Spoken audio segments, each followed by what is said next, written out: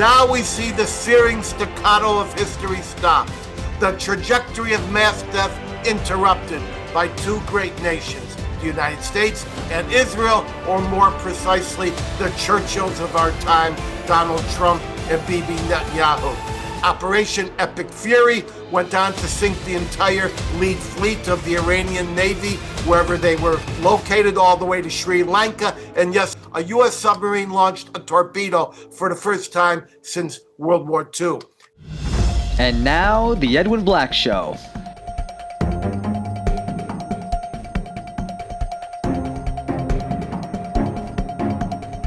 Sponsored by the books of Edwin Black, available on Amazon and at booksellers worldwide. And now, here's Edwin. Hello, this is Edwin Black, investigative journalist, historian, and human rights author of 325 editions in 40 languages in 190 countries worldwide, including IBM and the Holocaust, War Against the Weak, and my latest scoop book, Israel Strikes Iran.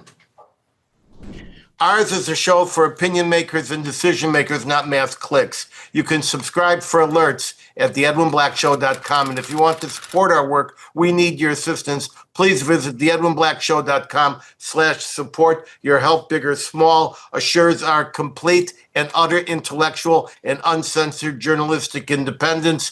Take a minute and go to theedwinblackshow.com/support and keep us independent. Today's episode is made possible and sponsored without any preconditions, requests, or stipulations by my scoop book, Israel Strikes Iran, published last year, available everywhere across this planet in 12 paperback, hardback, electronic, and audiobook editions. The Edwin Black Show, along with our YouTube site, speaks frankly and without tremor to a fragmented world seeking better understanding of our tormented past, our present very, very tense, and a turbulent future still uncertain. By the way, stay tuned for my special word of wisdom at the very end of the show, just before I sign off. Let's get right to it. Everyone knows that Americans are being evacuated right now from across the Middle East, and this includes Israel, and that every few hours, Israelis are running to their bomb shelters because of incoming Iranian missile fire. Here with an on-the-spot situation report is Dor Weiss, manager with Israel's #1 Pinnacle Hotel, the exquisite Waldorf Astoria in Jerusalem. Dor, take the screen. Tell us if you're in a bomb shelter right now or not, and what's happening. Go, Dor.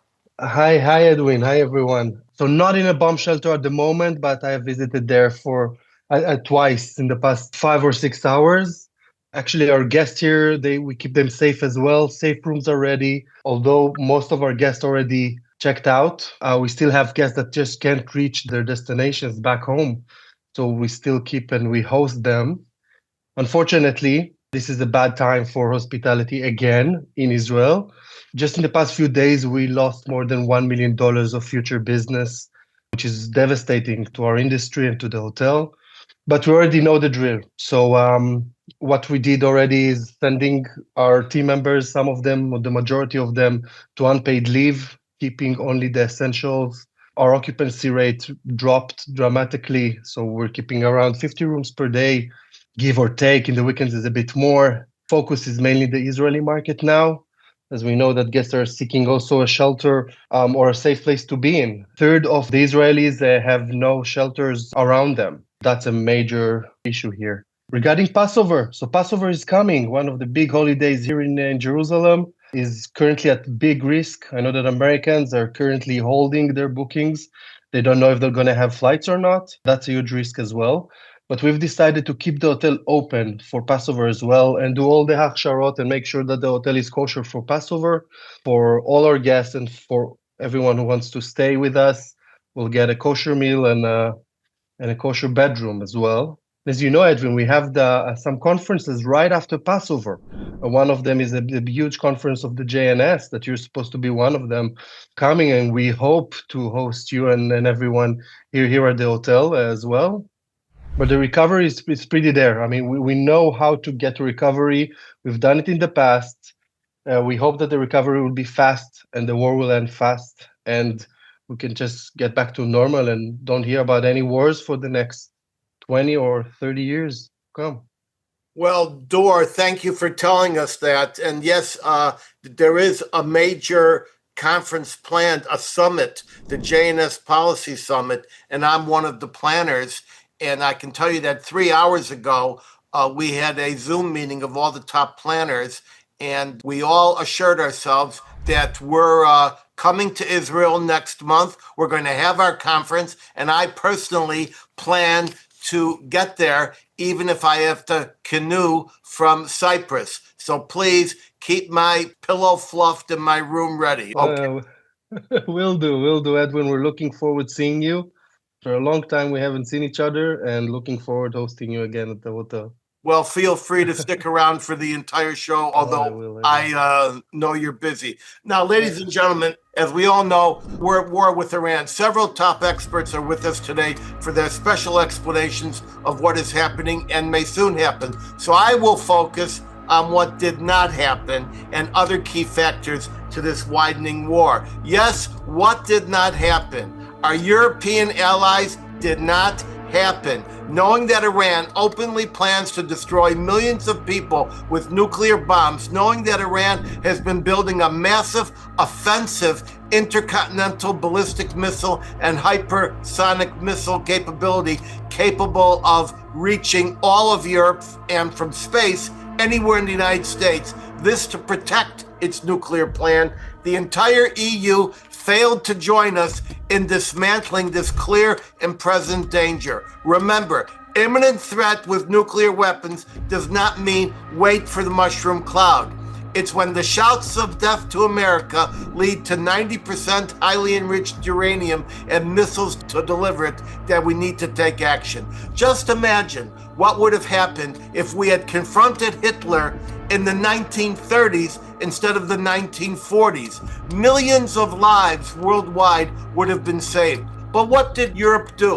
In 1935, Britain signed a naval treaty with Germany that allowed it to shred the Versailles disarmament and build an offensive navy equal to 35% of the British Navy. Once Hitler's shipbuilding got underway, he observed no 35% limit, and he built a mighty armada of submarines, battleships, and destroyers. What did Spain do? They partnered up with Hitler as the third leg of fascist Europe, along with Italy. What did Sweden do? It became the #1 indispensable supplier of iron ore and steel to the Third Reich. What did Chamberlain do? He negotiated with Hitler and waved a piece of toilet paper at Munich, declaring peace for our time. And what did American business do? IBM, General Motors, Ford Motor Company, Standard Oil, Chase Bank. They all rushed to cash in and did corporate backflips to partner up. At one point, General Motors, listen to this, accepted pencils and sewing machines as payment for their massive effort to build the Blitz truck and the Panzer tanks for the Blitzkrieg land invasion, the Ju-88 heavy bomber for murder from the skies, and the torpedo detonators. Oh yes, even after Germany seized Czechoslovakia, it was the Bank of England that willingly broke British regulations and transferred approximately 5.6 million pounds in looted Czechoslovakian gold, that's 1 billion in today's money, to the German Reichsmark, which Germany then sold on the London gold exchanges for even more profit. Okay, if history repeats itself, let's assess the tempo.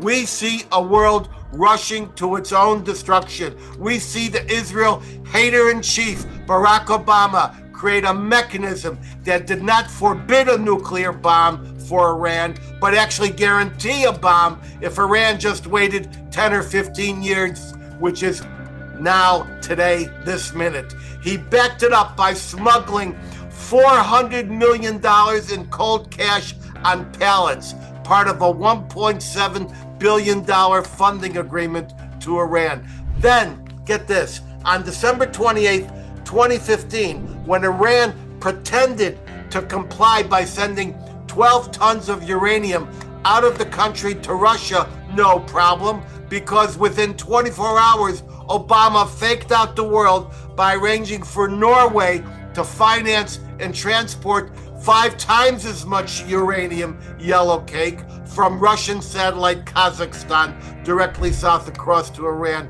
for the enrichment we see today. Now we see the searing staccato of history stopped, the trajectory of mass death interrupted by 2 great nations, the United States and Israel, or more precisely, the Churchills of our time, Donald Trump and Bibi Netanyahu. Yes, Midnight Hammer and Rising Lion obliterated Tehran's nuclear bomb program, but Iran did not take the hint. Instead, they rushed to restart their bomb program with the 400 kilograms of 60% highly enriched uranium they smuggled out in a blue cylinder from their previous destroyed enrichment facilities. They set up shop 1 mile down the mountain from the Natanz site in a 2 to 3 square kilometer buried facility, even deeper in the mountain, about a mile down. Plus, they turned up the temperature at a new secret site called Minzadeh, an underground facility north of Tehran run by the Organization of Defensive Innovation and Research. That's the SPND. This agency now runs the infamous Ahmad project, which was tasked by the Ayatollahs with developing 5 deliverable nuclear bombs. Now that number is double. In fact, Iran just weeks ago was enriching the rescued 60% to weapons level 90%. They only needed another week. So confident and arrogant were the Iranians that in their first meeting with Trump negotiator Steve Witkoff, the Iranian Foreign Ministry opened up the discussion by bragging that they had enough nuclear material in hand to make 11 nuclear bombs. When Witkoff reported this, the Iranian Foreign Ministry representative went live on MSNOW, that's MS Now, formerly MSNBC, just a few days ago to publicly correct Witkoff. He denied that he bragged about 11 nuclear bombs. He said it was only 10.2 nuclear bombs, not a full 11, and I kid you not. Well, while Europe refused to take action, or indeed kept their eye only on the prize, and the prize was all those Airbus orders and cheap oil, Trump and Bibi acted. The military technique is called TOT, or Time on Target. Space Force satellite disruption of Iranian communications. 100 U.S. planes, and I mean F-22 Raptor, F-35 Lightning IIs, F-15 Strike Eagles, F-16 Fighting Falcons, FA-18 Super Hornets, and A-10 Warthogs, as well as 4 B-2 bombers flying from Missouri, plus 200 Israeli jets, scores of U.S. Tomahawks from 2 carrier groups, more than 1,000 munitions, and all of it hitting within the first 30 seconds of the attack. Operation Epic Fury went on to sink the entire lead fleet of the Iranian Navy wherever they were located, all the way to Sri Lanka. And yes, a U.S. submarine launched a torpedo for the first time since World War II. Israel served breakfast at the Ayatollah's compound and eliminated Khomeini and about 40 of the most senior leadership. And then Israel destroyed this secret Minzadeh nuclear site. Now Israel and the U.S. are going it alone to destroy layer after layer of the Iranian murder regime that just killed some 30,000 of their own people who protested on the streets. Eventually, the command structure will be scraped away from the domestic repression forces such as the Basij that tortured and raped so many. Soon, very soon, the murderers of Iran will pull off their uniforms and pull on their loafers and allow a new people's regime to rise. And the fearless Kurdish forces are preparing this very minute to cross the border into Iran and meet up with CIA fighters and U.S. military special forces who have trained in Azerbaijan and elsewhere, plus, of course, our own Israeli commandos. The preparations for all of this phase, the boots on the ground, started months ago. The regime will be picked off one by one, just as Israel has done with Hezbollah, Hamas, and the Houthis, and their paymasters now in Iran. But it was not Europe ladies and gentlemen, the monsters of Europe who have eviscerated the world for centuries. It was not Europe, the people who thought they could rebrand themselves with the new Mercedes, the new logos, and new slogans. They have now been exposed for who they are, as well as the Islamized countries that they are becoming. Behold, Purim and Passover wrapped up into one. A new coalition emerges. Write it down. The U.S. and Israel and other partners such as India. A few weeks ago, I said the U.S. will be back at war in Europe within 5 years. Write it down. What else did not happen? NATO did not happen. What happened to Article 5? The UK has now shed any vestige of its Churchillian courage. UK Starmer declared the US effort was a violation of international law and denied us use of Diego Garcia and even our customary airfields in Great Britain. Spain denied us any use of our usual bases in their country, such as Rhoda. Turkey denied us the Incirlik base, even after Europe was attacked by an Iran launch against a UK base in Cyprus, even after American bases were bombed and US service people were killed, even after luxury hotels in the Gulf were demolished by Tehran's rockets. NATO and its born-to-fail structure proved it was worthless. A few weeks ago, I said NATO was finished. This cowardly refusal is the beginning of their end. Goodbye, NATO. What else did not happen? Truth to the American public. The Democrats and the left-wing politicians are all being called traitorous for giving hope to Iranians that the war is illegal and stoppable with a vote, which, by the way, just failed. The big Democratic and media lie is the screech that only, quote, Congress has the right to declare war, close quote, per the Constitution. Here's what the Democrats and opposition media is not telling you. The drafting of the Constitution purposely ensured that while the president is the commander-in-chief and can make war, a more sustained declaration is one that only Congress can make. So the initial draft of the Constitution read, here's a quote, only Congress has the right to make war. But the framers thought that phrasing would inhibit swift action by the commander-in-chief. Framers James Madison and Elbridge Gerry were the prime movers to change the language to the phrase, only Congress can declare war. This allowed the president to make war, but only the Congress to declare war, which is more sustained. We see this play out throughout our history. In fact, Congress has only declared war 5 times. War of 1812 with Great Britain, the Mexican-American War in 1846, the Spanish-American War in 1898, plus World War I and World War II. This means that our commander-in-chief has been free to take military action many times in our history. That includes the First Barbary War in 1801 against the Arab and Islamic forces off the coast of North Africa and mainly what is now Libya. We even have a song for it, the Marine Hymn, from the halls of Montezuma to the shores of Tripoli. That's Tripoli, Libya. I have a list of more than 100 military combat engagements where no Congress made any declaration. All of our Indian wars, our war in Cuba and elsewhere in the Caribbean, numerous boots on the ground warring engagements in the Pacific, including China. Yes, the Korean War, lasting 3 years in the early 50s and taking some 36,000 American lives and many hundreds of thousands of Koreans. No declaration of war was sought or rendered. Vietnam, Gulf War I, Gulf War II, Obama's 7-month bombing of Libya, and Nancy Pelosi told Congress and the media that no declaration was needed. Plus Obama's 2 years of bombing in Syria and Iraq, Trump's first administration war against ISIS, our 50-day bombing of Yemen some months ago, no declarations of war. Democrats know this. The House of Representatives on their website shows this.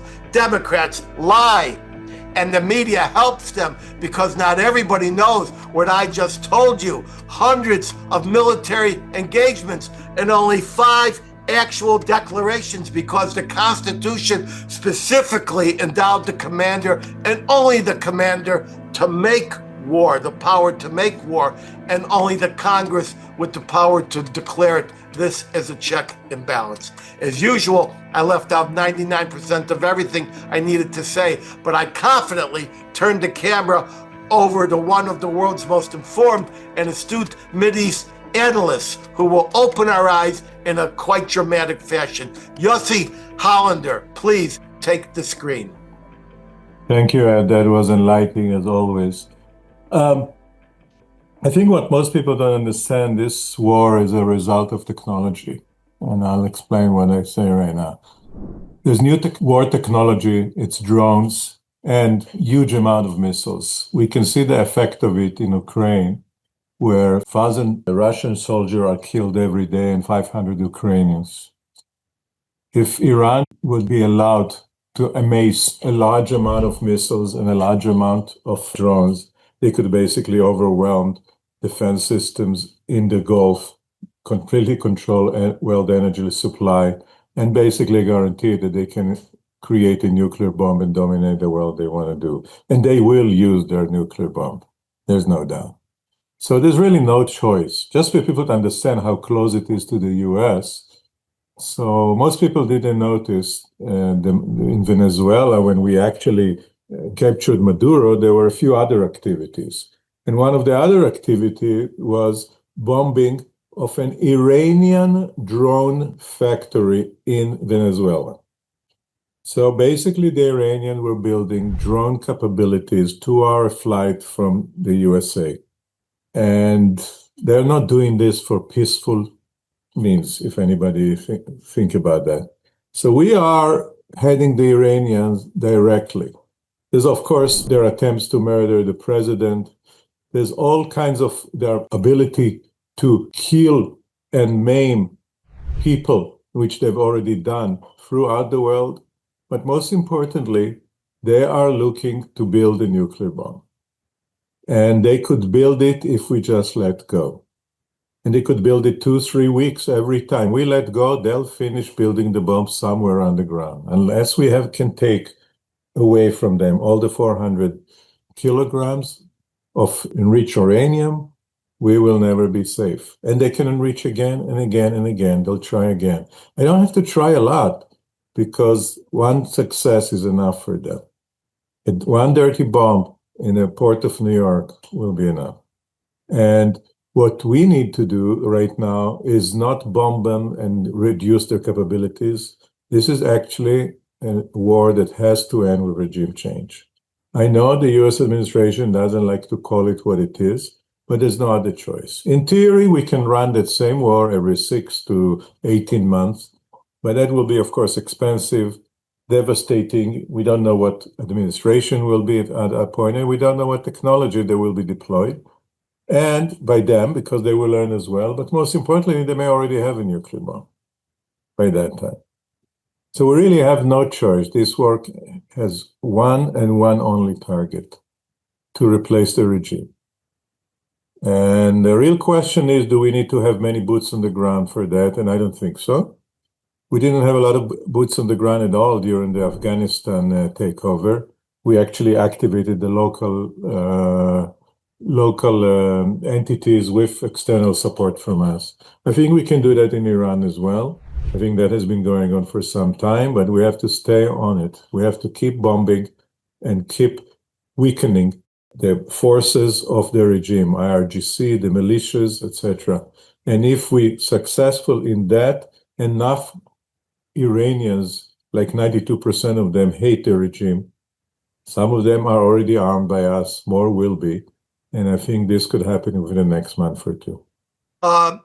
Yossie, thank you for that. Do you think it'll really take a month or two for the boots on the ground to reach where they have to be? The Kurds are getting ready to cross over, as you well know, and they have actually been preparing for this along with special forces, not for weeks, but for months, because I think some of us saw that Venezuela was actually the doormat to open the door to Iran, because Hezbollah in Iran had controlled a complete arc of the Venezuelan coast, and they were sending dope our way. Do you really think it's going to take 2 to 3 months to get boots on the ground? I think we have boots on the ground already. I mean, I'm sure both Israelis and Americans are now looking for the 400 kilos of uranium somewhere. Okay. They got to get boots on the ground to get them.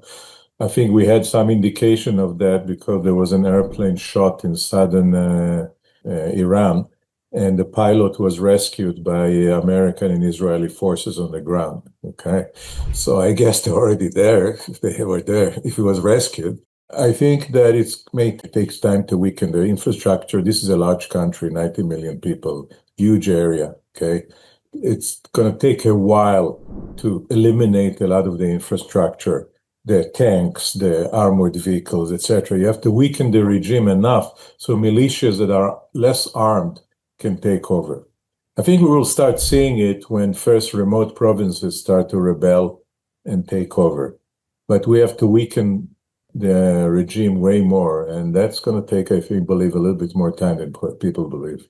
All right, thank you very much, Yossi. Now, for a penetrating look at the military angles that we have been discussing, we go to one of our best regulars, ex-CIA counterintelligence officer Clare Lopez. She's the co-founder of the Iran Policy Committee with a highly granular knowledge of Iranian structure and tactics. Clare, take the camera. Thanks, Edwin. Well, we are now in only day 6 of Operation Roaring Lions and Operation Epic Fury. The point of the first 6 days has been, just as Yossi was saying, to weaken and debilitate the security forces that prop up this regime.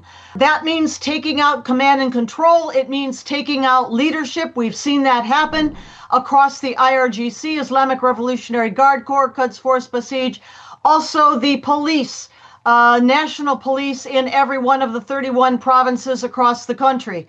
All of that has been ongoing. The other objective, as Yossi was pointing out, and you too, Edwin, is to finish off the nuclear weapons program, which took such a hit last June in 2025 and previously, but that we have seen evidence they are trying to revive, reconstruct, and in particular, you've just mentioned this new location, Minza Dehei. And we do not exactly know where the 400 plus kilos of HEU, highly enriched uranium, where they are. However, I think that the United States, and in particular the Israeli Mossad intelligence forces on the ground inside of Iran, and I don't mean Israelis and I don't mean Americans, I mean their recruited assets. In the MEK, for example, the Mujahideen Khalq primarily probably, but other resistance forces too, they know where these things are going on. This location that was just found and just bombed by the Israelis, again, Minza Dehei, is one of those places that belonged to the organization called SIPAND, SPND for the acronym or the shortened version. So the targets of the 6 days have been the leadership, command and control, the security forces that prop up and keep the regime in power, the nuclear weapons program as it's being reconstituted, and then most importantly, I think right now, even more important than the nuclear, is the ballistic missile program. That is the current critical threat to Israel, to the region. I mean, the Sunni countries, how many of them? 14 have now been hit by the Iranian regime in these 6 days. That is the threat from the ballistic missiles. They were taken down, yes, in last June of 2025, but so much more remains. And there were a lot of sites, I think, out in particular in Semnan province in the east, places like Ivanaki, Shahrud, Sanjarian, that maybe were not hit last June, but are being hit now. Most important about those ballistic missile sites, from reporting of the NCRI, once again relying on the MEK, Mujahideen Khalq, inside the country, is that during at least last year, if not sooner, the regime at these places I just named, the regime was working on adapting warheads to the nose cones of its ballistic missiles. Hadn't finished, was still working on it, but those ballistic missiles are ICBMs, at least some of them. Intercontinental ballistic missiles. That's not for Israel, that's for us, maybe for Europe. And we know that the Iranians were at least attempting to produce and maybe test an ICBM with a range of 10,000 miles. Again, that's not for Israel. So those were the top targets that have been the focus of these really first 6 days. But in addition to that, there are many more, in particular, ballistic missile sites, not just the storage sites, the deeply buried bunkers underground that they're going after right now, but also the where many of the missiles are stored, but also the launchers, the tubes. And lots of those launchers are mobile launchers. They move them around, makes it more difficult to get them all, but that's what they're going after. The point of all of this, and I know that Shoshana is going to talk about the Kurds, the 5 Kurdish factions that unified about, 10 days, 2 weeks ago. They're all Iranian. These are not Iraqi Kurds. These are Iranian groups that unified themselves, maybe in coordination even, or at least communication, with Pakistani border with Iran Baluchis. If that were to happen, what we're looking at is a squeeze play of the periphery, the geographic periphery around Iran, of the minority ethnic groups, Baluchis, Azeris in the north, Kurds in the northwest, Ahwaz Arabs in the southwest, squeezing in on the central power in such a way, with everything else we've just mentioned, that take down the regime's pillars of security support, that the people, yes, the people are already armed. We know the Kurds are, we know the MEK is, we know the Baluchis are. There are weapons, and more probably coming in, again, from the periphery. But to so weaken the central regime that those forces then can set the conditions for the people of Iran themselves, not us, not boots on the ground, no. Special forces aside, maybe a few of those, yes. But any numbers of boots on the ground, no. Set the conditions with the debilitation of the regime such that the people themselves, now armed, can themselves bring down this regime and take back their country and their liberty. Well, you said it right, Claire. It's this squeeze play. It's coming from above, it's coming laterally, and it's coming from across the border as these local forces mobilize, come together, put their tribal differences aside, and start taking down the regime. I just wanted to comment on a few things that you said. This missile program, especially one where they were trying to attach it to a nose cone, it's the nose cone of a Guyam 100. And that's important because at this particular facility, the Guyam goes up into outer space and then comes down. And it comes down at a heavily oblique angle. Yeah. And it's non-ballistic. And so you can't really shoot it down the way you conventionally would. And once it goes up into outer space, it can be guided to come down directly over Tel Aviv, or directly over Tampa, or directly over Toronto. And this was the threat. And they were producing these upgraded missiles at the rate of 100 per month, and probably more, not to mention these extraordinary drones, which are these cheap motorbikes in the air, these suicide drones.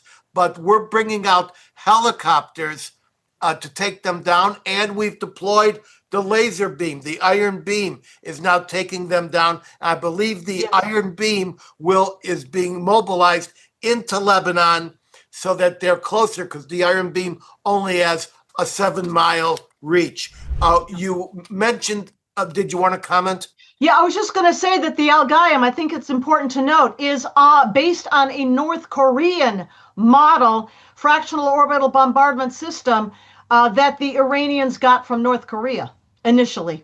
Well, that's because they got just about everything from North Korea. The Shahab-3 missiles, as you know, is a no-dong missile with a new paint. We both talked about the SP&D and with this facility that has just been bombed. And it's important to understand that their main job is to make the Ahmed project come to fruition. And that project was to make 5 nuclear bombs, and now they want to make 11. So we have done an important piece of work here. Just one other thing, and that is these 400 kilograms.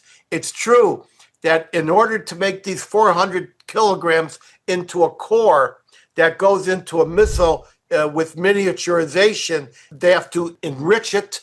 That'll take about a week to 10 days.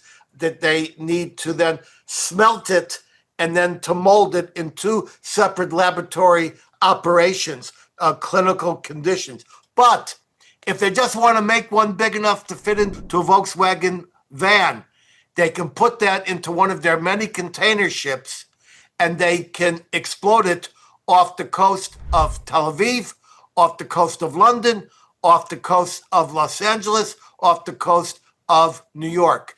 And we haven't even gotten into the difficult issue of terrorism. Yeah, what I was going to add real quickly here is that what must be noted is that once you've gotten to the 60% HEU, highly enriched uranium point, the distance to weapons grade uranium, 92, 93% maybe, is a hop, skip, and a jump. And that's why we heard Steve Witkoff in that comment of a week or so ago say that they could have a nuclear weapon within a week, or what did he say, a couple of weeks. It's because technologically, once you get to 20%, you're more than halfway there. Once you get to 60%, you're just about there to weapons grade, and it doesn't take much time more to actually reach over 90% weapons grade for fashioning, as you were saying, describing fashioning a warhead. All right. Thank you very much. Ladies and gentlemen, one of the country's most insightful and informed Mideast watchers, a woman with a wide knowledge set and a master of focus and fact. I give you Jewish Policy Center guru, Shoshana Bryen. Shoshana, help us with more. You have the mic. Thank you, Edwin. I'm going to change your focus, going to raise your eyeballs, because everybody is talking about the Iran war as if the Iran war is the central item in the Middle East. And for the moment it is, but in a wider sense, it is not. Before I get to the reason it's not, let me point out to you that we do have good NATO allies. Italy is sending equipment. Portugal, Greece, and Germany have all been on our side here. So we have allies. What are they watching? What are we watching? This is not just about Iran and its nukes, and I have gotten a great education from this program about what's going on. There is also a Sunni-Shia war out there. The good way to look at it is to say that if Iran falls, if the Shia mullahs fall and Hezbollah falls, the Sunni countries will find themselves aligned with the United States, aligned with Israel, aligned with the Abraham Accords, and all of those things that we wish for them. That's one possibility. The other possibility is that they align with Turkey and the Muslim Brotherhood. And the Muslim Brotherhood is no less a threat to regional stability and security than the mullahs. No, they don't have nukes. Okay, they don't have nukes. But Turkey has been out there trying to resurrect the Ottoman Empire for years. Erdogan is an Ottomanist. And he has made, first of all, an alliance with Syria. Syria is important because Syria is Damascus. Damascus historically is a very important Sunni city. If Turkey controls what Syria does and says, and it's trying very hard, that will have a negative impact on Lebanon, which at the moment is trying desperately to get rid of Hezbollah and needs Israel's help to do that. Egypt hates the Muslim Brotherhood. They have always hated the Muslim Brotherhood. So they're against Turkey. However, Egypt may be a fragile state because an awful lot of Egyptians like the Muslim Brotherhood. Government doesn't. A lot of the people do. If you had Egypt on the wrong side, big problem. Jordan looks at threats at both ends. The Iranians have been trying to undermine the Jordanian government for a decade, but Iraq has been trying to undermine the Jordanian government for a decade. Jordan is supposed to be our friend. It's supposed to be our ally. If it falls to the Brotherhood and evicts its Hijazi Arabian king, big problem. Iraq is a problem. Iraq is a plurality of Shiite Muslims, but it also has a very strong Sunni infrastructure that can be used by the Muslim Brotherhood. So anytime you look at the war in Iran, which I favor and for which I pray every day for success and for which I pray for American soldiers and Israeli soldiers, you have to remember that it's not as simple as saying when the war against Iran is over, the war is over. The war is not over. You've left an opening for very, very nasty ideology. And I am afraid that we will see that. You know, Shoshana, when I said I left out 99% of everything I wanted to say, you picked up a great portion of that 1%, which is more than 1%. It's 1% in many dimensions. Turkey, which is the most dangerous member of NATO and should not be in NATO, and NATO cannot survive with Turkey as its partner. Turkey is a huge threat. Turkey openly wants to destroy Israel. Turkey openly wants to hegemonize with Russia. Turkey openly wants to do, as you said, reincarnate the Ottoman Empire, would just throw us back 200 years. And whenever you talk about wars in the Middle East and triumph, remember, it's always the alliance, the shifting sands. I mean, we rescued Kuwait. Did it really matter? And you're so correct about this threat. And it's one thing we have to understand, that everything is interconnected, because who is the main purchaser of this Iranian and Venezuelan oil? It's China. And the president of the United States, Donald Trump, will be having dinner in China with Xi Jinping in a couple of days. And so it's all interconnected. In fact, right now, while we're so focused in Iran, we've got a major military operation going on in Ecuador. And we are attempting to, again, oust the narco-terrorists who are in league with the Venezuelan narco-terrorists. And this involves elements from Iran. It's hugely interconnected. And it just goes to my earlier statement that I've done time after time, that Trump is trying to remake the world.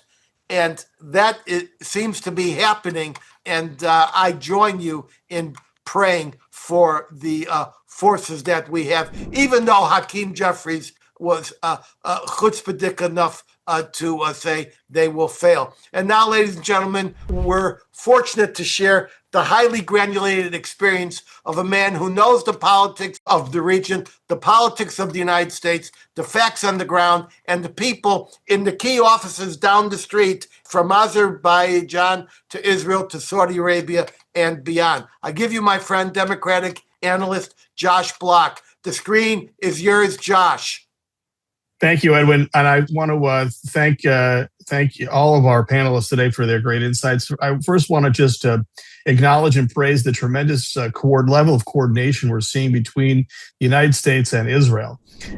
This military operation was not planned in a week. It was planned over many, many months. And the execution of it by the most capable Air Force and militaries of the world, the United States and Israel together, is a dramatic event. And it's a unique event and the first of its kind, and a real demonstration of the real value of Israel to the United States as an ally, and of the power that both militaries hold in terms of the precision and the capabilities we're seeing, intelligence, strike capabilities. The number of Israeli airplanes that flew over to Iran in that first strike, 200 airplanes acting in coordination with the U.S. military, deploying those air-launched ballistic missiles that go up into the atmosphere and back down, and can't be detected until they detonate, is an unbelievable display of military prowess, of technology, as Yossie was talking about, of all of these tools coming together. So we ought not just take for granted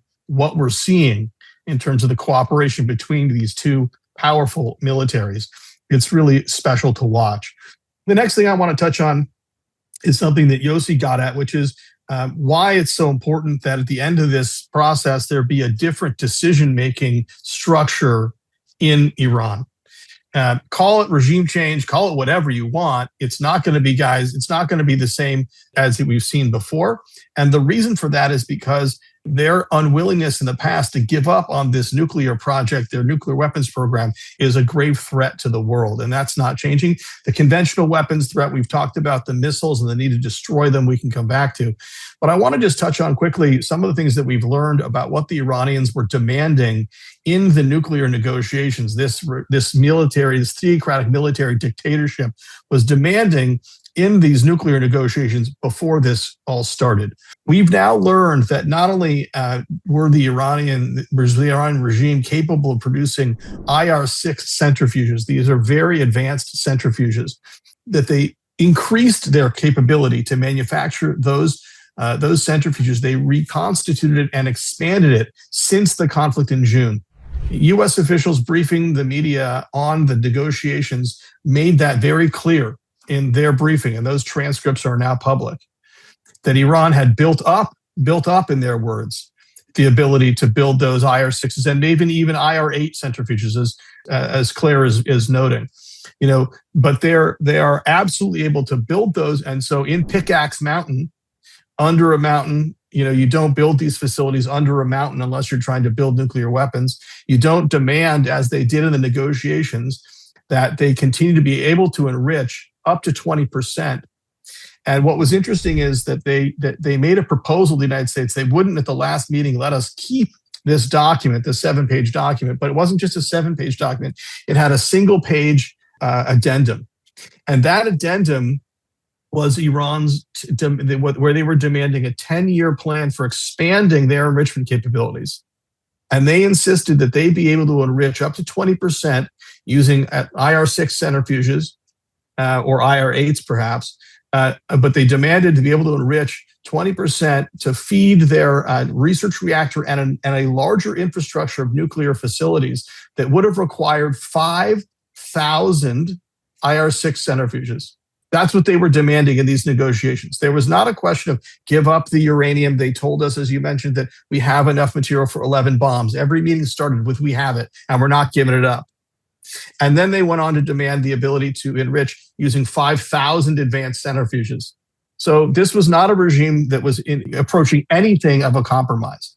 And so whatever follows after this process, after it's been destroyed, after all these pieces have been demolished, after the conventional weapon capability, the missile threat has been degraded, hopefully completely to zero, but degraded as far as possible, it has to be a regime that is willing to renounce, forego, and not pursue this kind of weapon of mass destruction. So what we hope to see is a regime that is much more in line with the U.S. So, Edwin, you mentioned that 80% of Iran's oil output goes to China. Now, that's also important because what the president was talking about is a Venezuela-like outcome. What he's talking about is a regime that follows, that's not selling its oil to Venezuela, and that is interested in having American business come in and help reconstruct their economy.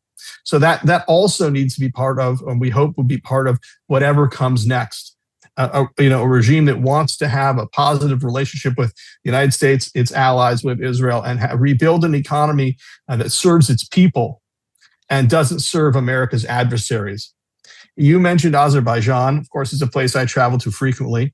Iran's attack on Azerbaijan, today, was a stunning miscalculation on their part. Not just because they're militarily attacking an adversary that has a very sophisticated, war-tested, battle-tested military supplied primarily by Israel, but it's also because 30% of Iran's 90 million population, 30 million people in Iran are Azerbaijani descent. So by antagonizing Iran, and these are people who feel very close to Azerbaijan. So attacking Azerbaijan is a tremendous strategic error by the regime and points to the desperation that they must feel, that they're in dire straits. And of course, as we mentioned, they've attacked all the countries surrounding them, including Oman.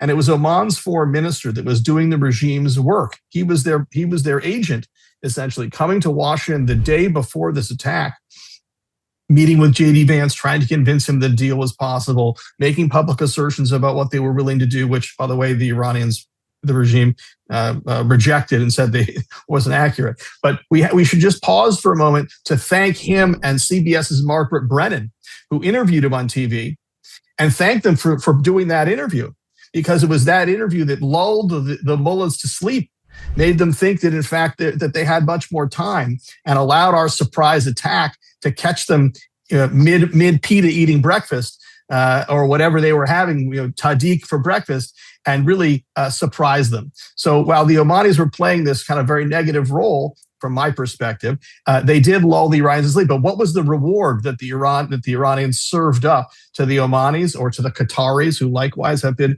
doing their bidding? Missiles and attacks. So no one is immune from Iran's mendacity here. Not the and the UAE, by the way, a good ally of the United States, a steadfast partner of Israel, certainly since the Abraham Accords, and going back many, many years, which has been attacked almost as much as Israel with missiles and drones. Other countries in the region. So their attacks on these countries are strategic miscalculations, and I think evidence of their desperation. Just a couple last points. We talked about the Kurds. And I think, anything that happens to undermine and to threaten the regime's security forces is a positive thing. I think we ought to remember that any armed effort that the Iranian regime has to repel or combat, whether it's in the north part of the country or coming from other borders, is a fight that pulls Iran's security forces out of Tehran and out of other major population centers. Is a positive thing and spreads them thinner. And that's always a good thing, considering what we hope to see are millions of Iranians going back to the streets, overwhelming the regime like a Maginot Line. And we ought to pause for just a second and remember how deeply penetrated Iran is by the Mossad. Let's just start there. As you may recall, Edwin, it was not that many years ago that Iran established a special organization to hunt spies in Iran, to hunt Mossad spies in Iran, a special organization. And what did it turn out, as we learned from former President Ahmadinejad? The very head of this organization hunting Mossad spies himself was a Mossad spy. Right? That is, don't forget, just not that long ago, the Israelis were able to plant a bomb under the bed of the Hamas leader visiting Iran for the inauguration of its president. They planted that bomb under his bed in an apartment on an IRGC base. Now, that's just a couple of examples. Now, so the depth of, and then of course there was the killing of the nuclear scientist with a remote-controlled gun that was smuggled into the country, assembled, positioned, and then operated, that killed the former head of the SPND, Fakhrizadeh. Now, not only are they doing this, and did we see the depth of what happened in the conflict in June, when they were deploying drones from bases inside Iran and carrying out these incredibly detailed targeted assassinations that required such precise information about where these guys live, phone calls to them telling them, hey, give up or get out of your apartment, time to go, leave your children or run. But again, this is just a reminder that we haven't even seen the beginning of that phase of this conflict yet. We've seen the air war. We've seen traumatic intelligence, executed upon through bombings. We've seen amazing coordination. We've seen a few targeted killings of high-ranking folks in their apartments, where just the apartment is destroyed, but not at the scale that we saw earlier last year, just 7 or 8 months ago. So we haven't yet even seen the unveiling of those kinds of operations, the beeper-like operations that Israel, we know, is capable of. And I would add, we talked about, are there weapons, are there guns, are there munitions in the country? Well, clearly there are, because they've been there before. So I would be hard-pressed to think that Israel has not, or in the CIA, which had a human source inside the supreme leader's circle, confirming that they were all getting together there, that 49 of them were killed, have not been there to provide weapons to these folks to be used at just the right time. And I think we've heard about pickaxe, and we've heard about some of these nuclear sites, some of which can be destroyed from the air. Others, maybe there will be special forces that go in on the ground. We'll have to see. I don't think there'll be boots on the ground in large numbers, like Claire said, but you never know about special forces. That's their job. Some of these very skilled warriors. that work for these two incredible militaries. And last thing I want to say, earlier today, Israel issued an evacuation notice for a neighborhood in southern Beirut known as the Dahya. This is the headquarters of Hezbollah. It is a neighborhood that is their stronghold. It was destroyed in 2006, and they have since rebuilt it. We know that the IRGC in the last couple of months went into Lebanon and began to actually take over elements of Hezbollah and direct them and control them. Two things I want to mention. One is the evacuation notice of this area was dramatic, and we've seen tens of thousands of Lebanese moving out of these neighborhoods so that they can be cleared and destroyed, which I think Israel has made very clear it will happen. And the other thing I think is worth noting is that the government of Lebanon itself today made an announcement that the IRGC is banned in Lebanon, is outlawed in Lebanon, which is a historic choice, and a choice that puts Lebanon ahead of the United Kingdom, which has shown incredibly weak leadership in the past couple of weeks, and itself has not yet taken the step to ban the IRGC. So the things that we're seeing, at every level of this conflict are remarkable. Whether it's the geopolitical, great power game and the degradation of China's ability to suck resources out of the region, whether it's the coordination with the United States and Israel in unprecedented ways to destroy the capability of Iran to make war or to act the way it did to bring about a new kind of decision-making structure, or it's Israel and allies acting in closer to home to change the structure in the region of the Middle East, as some of our other folks have talked about.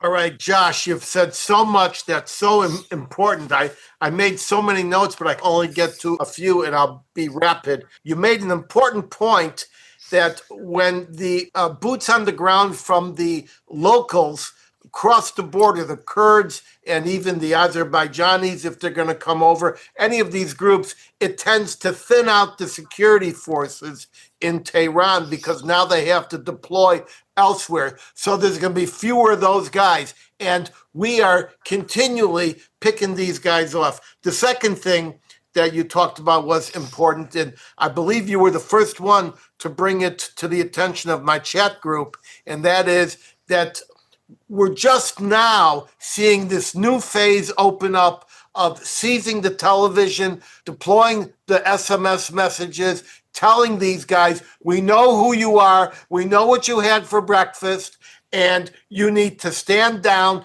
do not leave your house, do not put your uniform on, do not get on your motorbike. And that is part of it. I would also like to mention the UAE, I think, has received, is it over 200 missiles and drones at this? More, but combined over 700. Over 700, excuse me. Okay. Now, why is this happening? Why did they launch one at Turkey? Why have they hit Cyprus? Because we've taken out these top layers of more skilled and intelligent leadership layer by layer. As a result of that, due to the Iranian succession policy, instead of people rising to the top, they splinter off into local cells. Those guys don't know what they're doing. And so now you're talking about the craziest of the crazy just doing anything. This is like the Japanese hiding out in the caves for 20 years after World War II finished. We did talk about the IR-8s, the IR-6s and 7s. Actually, they've got an IR-9 that's coming on. And what's important to understand is that these things spin off these heavier isotopes. And the faster they can spin, the faster they can do the job. And so when you've got 20% done, as Claire says, it's halfway through. But what is that half? Is it a week? Is it a day? Is it 2 weeks? And so literally, if they tried, they could. Edwin, I just want to say one thing. Was just 20% is 75% of the way there. That's right. And one other thing, I want to just get an air superiority. One of the things I hope we'll see happen is that as the United States and Israel have successfully degraded the big threats, the drones and the missile programs, I hope that we'll see them loitering over the country so that when the besiege and when the regime forces go out and threaten protesters, they're able to help provide close air support, if you will, and continue to degrade and destroy the forces that would try to repress the Iranian people from going out and exercising their voice. And they're doing that now, not the way you said with the loitering, but they're doing it with pinpoint. Let's get to questions from the watch party in the villages. So how long before theocratic Iran is taken down? I want a one-word answer. Claire, how long? Weeks. Yossi, how long? 4 to 8 weeks. Sho, how long? Weeks. Josh, how long? Well, I'll go 6 to 8 weeks, but I think there's going to be a longer drawn out fight because as the people rise up, I know this isn't one word, you've seen, the threats now. If you go on your balcony and you scream, death to the dictator, they shoot at your apartment. And these individual holdouts, as you mentioned, the folks in the caves may continue to be there. Well, does that mean the decision-making strata is there? I don't know. But I hope that we see something else emerge here. And I want to ask our fellow panelists, Edwin, if I might. Some people have said that the Iranian military is a different group, different structure, has different views about the country than, say, the IRGC itself or other elements to this. Claire, maybe you can speak to that. Is it possible that someone from the military emerges to keep order and allows a different structure to come in, or themselves becomes a CC? We'll have to see exactly how that plays out, but you're exactly right that the regular army called the Artesh, they're conscripts, they're recruits. And they are not as strictly ideologically vetted as are all of the elements of the IRGC, who are 12ers, like the regime tippy-top figures as well. The Artesh is not. They're also local, which means that they may be more reluctant locally to shoot at, go after their own people on the ground. So, yes, I would expect, we heard, President Trump just speaking, a day or two ago, maybe, saying that there were thousands of phone calls coming in. I don't know to where, which line, but asking for immunity. And I would expect those would first be the recruits, the Artesh, and maybe some of the local police. IRGC are the truest of the true believers. They'll be the last to crack. And there are already reports of Artesh groups turning to the people and defending the people. So we've already got some reports that they're doing it. I want to add something, Ed. Yeah. 50% of the army is not Farsi.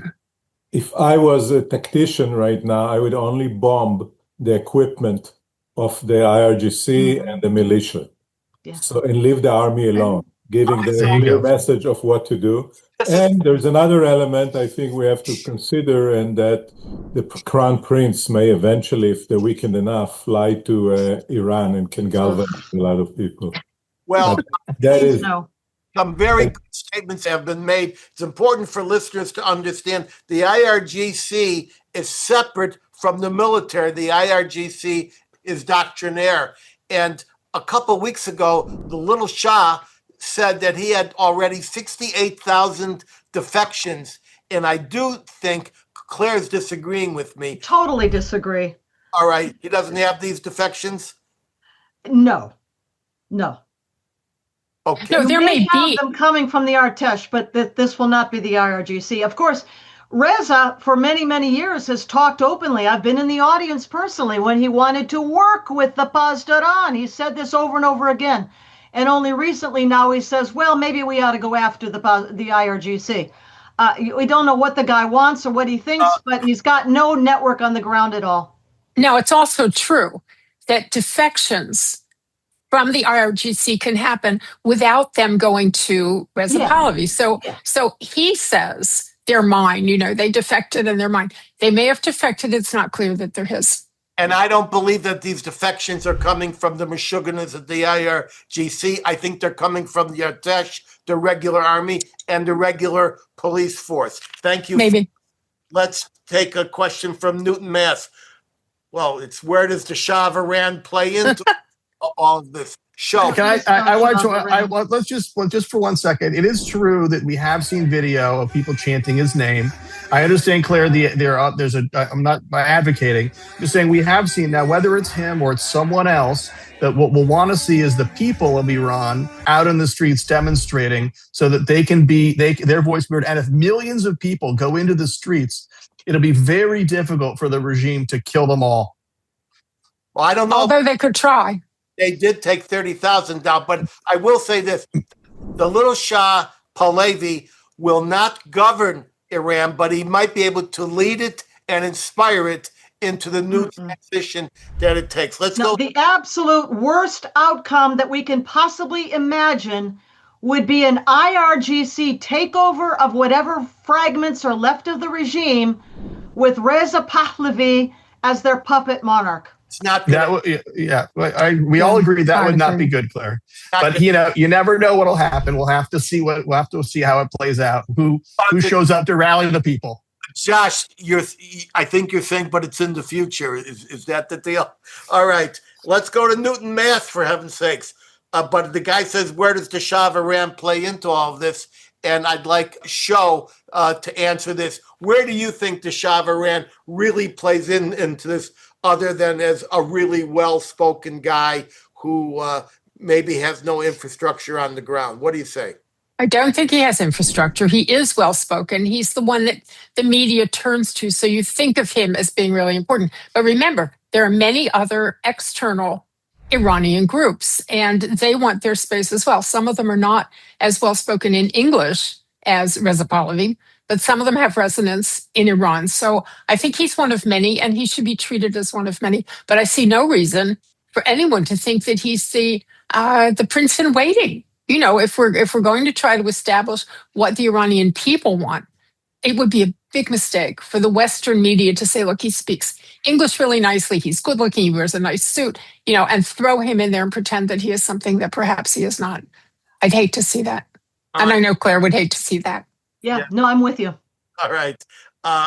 So the watch party in Chicago actually asks, was Hakeem Jeffries aiding the enemy by declaring on national TV that our military will fail? I'll answer that, then I'll go to Josh. I say yes, and I say it was deplorable that at the moment that our guys were under fire and that he chose this moment to go on national TV and say they will fail. And this is not Jasmine Crockett, an idiot from Texas. This is a guy who is the head of the Democratic Party. Josh, what do you say? Well, I mean, obviously there's a brain rot that's infected a lot of the political leadership of the United States. Some of them are on the far right, a lot of them on the left, where they seem not to be rooting for the success of the American military and our allies in Israel. And it's a concern. I mean, I think, it's hard to see how those comments are constructive. It's hard to understand, why every Democrat goes out with exactly the same talking points and displays no critical thinking about this conflict. And it's a concern. Politics used to end at the water's edge, and I think the country was a lot better for it when it did. Okay, and now we have several thank you, Josh. And now we have several questions about the Strait of Hormuz. This is coming from Indiana and from Mark in Vancouver. And they want to know about the importance of the Strait of Hormuz and is it blocked or not. Many years ago, when I first started working on Iran, I wrote a brief bestseller called The Plan, and it was about blocking the Strait of Hormuz. I think that Josh will remember that. And that's because it was the solar plexus with the desulfurization plant of Saudi Arabia, the terminus, and the fact that you've got to go around that jut of land, the Strait of Hormuz. It's not 23 miles like they say. There's only about 5 miles of navigable strait there in 2 different lanes. And there are many contingencies if they're put into place to make up for that oil. The Saudis have a secondary pipeline that can carry a far lesser degree. But I think that when the IRGC closed the Strait of Hormuz, they closed it with a press release. Now, they did put one ship on fire, but I think that when our military vessels accompany these ships, and they're going to have Sea-Whiz phalanx guns on them that can take down anything that's coming. And now that we've got this agency ensuring, this U.S. agency stepping in with insurance, and the fact that Iran cannot afford to close the Strait of Hormuz, because that's the main thing, because they've got to get their oil out the little that they can to China and elsewhere. Josh, take it. Edwin, No, Claire, I'll just quickly, I think Edwin just made the critical point. Who loses the most from shutting down the Strait of Hormuz? Of course, it's the regime itself. And that seems very lucky. And their navy, as we've heard repeatedly, is at the bottom of the ocean. That's now they've what got I was gonna say. right. So they do have some anti-ship missiles, and they do have some other fat little rubber dinghies and things. But I think a lot of it is bluster. And again, again, 50% of the oil that goes through the strait goes to China, if not more. And lastly, when this discussion about closing the Strait of Hormuz was a national obsession here in the United States, it was at a time when the U.S. wasn't producing the volume of oil that we are producing today. Today, the United States is the world's largest oil producer. It's not Saudi Arabia. It's not the Gulf. It's the United States of America. All right. I want to add maybe one more. There's one exercise that the U.S. Army, Navy, and everything have been exercised more than any other, is opening the Strait of Hormuz. Yep. Keeping it open. So let's trust them that they'll do it. Well, this is why over 20 ships of the Iranian Navy now lie at the bottom of the Persian Gulf. That was why they were sent down to the fishes. Right. I think we used a torpedo just to show we could use one. Is that not correct, Claire? Well, you're talking about way out by Sri Lanka, and it just happened that was the asset we had on post at that point in time, and another one down to the fishies. Can I just say that one of the things that we've not heard enough about when it comes to the sinking of that ship near Sri Lanka in the Indian Ocean is that ship was I think 11 hours or so if it had steamed full speed from Diego Garcia. It's not just that ship was an asset of theirs in the world, and of course we were going to sink all of them, but that it was within relative proximity. It was one of their most sophisticated boats, and it was not that far from a naval base, which at the moment the United States uses freely. All right, but we also need to pay attention to these converted oil tankers, which are floating attack vessels, which they're flat, and underneath they have all these missiles and drones and all of that. What about that, Josh? Are those going down anytime soon? Well, they have sunk. We have sunk some of their drone carrying barges. I'm sure that as we see more, we'll sink more. One of the other things I think has been remarkable, and I'm sure we've all been paying attention to the images that have come out, the ones that have been released of missile launchers, of bases, of things being destroyed. One of the most impressive ones that I saw was what appeared to be a thermal image of a launcher being destroyed, but in fact it was a ground penetrating image. It was actually a missile system that was destroyed, still in the garage under a big, vast, coverage. It was deep inside one of these missile cities that they've built. So the ability of the militaries to see into these areas and destroy these things even before they come out should not be underestimated, whether it's drones or the missile launchers. I believe we now have mastery of the skies, that we've just about taken out all the launchers and the anti-air defense capability. Ladies and gentlemen, we're out of time. I could go for hours with these guys. They're all great. Hold for my closing word of wisdom, just 2 minutes away. But first, I want to thank my